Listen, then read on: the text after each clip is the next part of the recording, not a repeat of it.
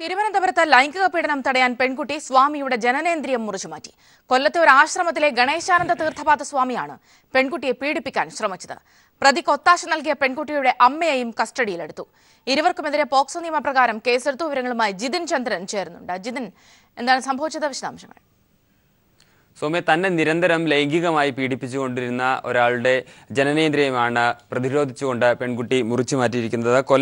കൊല്ലത്തെ ഒരു ആശ്രമത്തിലെ ഗണേശാനന്ദ തീർത്ഥപാദ അഥവാ ഹരി എന്നു പേരുള്ള 54-കാരൻ്റെ ജനനേന്ദ്രിയമാണ് ഈ കണ്ണമൂല സ്വദേശിനിയായ പെൺകുട്ടി മുറിച്ചു മാറ്റിയത്. ഈ പെൺകുട്ടിക്ക് 21 വയസ്സാണുള്ളത്. 17 വയസ്സ് മുതൽ ഇയാൾ നിരന്തരം ഈ പെൺകുട്ടിയെ ലൈംഗികമായി പീഡിപ്പിച്ചുകൊണ്ടിരിക്കുകയാണ് എന്നാണ് പോലീസിൽ നിന്നും നമുക്ക് ലഭിക്കുന്ന വിവരം. ഈ പെൺകുട്ടിയുടെ അച്ഛൻ വീട്ടിൽ തളർന്നു കിടക്കുകയാണ്. ഈ അച്ഛൻ്റെ ചികിത്സയ്ക്കും മറ്റ് പൂജാതി കർമ്മങ്ങൾക്കുമായാണ് ഇയാൾ വർഷങ്ങളായി വീട്ടിൽ വന്നുകൊണ്ടിരുന്നത്. അന്ന് ഇയാൾ വന്നു തുടങ്ങിയ ആ കാലം മുതൽ തന്നെ ഇയാൾ ഈ പെൺകുട്ടിയെ നിരന്തരമായി ലൈംഗികമായി പീഡിപ്പിച്ചുകൊണ്ടിരിക്കുകയാണ് എന്നാണ് പെൺകുട്ടി പോലീസിന് മൊഴി നൽകിയിരിക്കുന്നത്.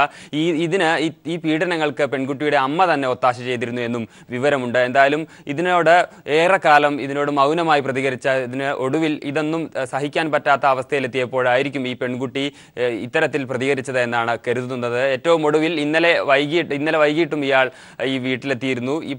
തുടർന്ന് അയാളുടെ ഭാഗത്തുനിന്നും പീഡനം ഉണ്ടാകുമെന്ന് മനസ്സിലാക്കിയ ശേഷമാണ് നേരത്തെ കരുതിയിരുന്ന കത്തി ഉപയോഗിച്ച് ഇന്നലെ പുലർച്ചെ 12:30യോടുകൂടി ഈ പെൺകുട്ടി ചെയ്തത്. തുടർന്ന് ഈ പെൺകുട്ടിയുടെ വീട്ടുകാർ തന്നെയാണ് ഹരിയെ തിരുവനന്തപുരം മെഡിക്കൽ കോളേജ് ആശുപത്രിയിൽ പ്രവേശിപ്പിച്ചതും പിന്നീട് പോലീസിൽ വിവരമറിയിച്ചതും. പേട്ട പോലീസാണ് ഇപ്പോൾ സംഭവം അന്വേഷിക്കുന്നത്. ഇയാൾ ഇപ്പോൾ തിരുവനന്തപുരം മെഡിക്കൽ കോളേജ് ആശുപത്രിയിലെ സർജിക്കൽ വാർഡിൽ ചികിത്സയിലാണ്.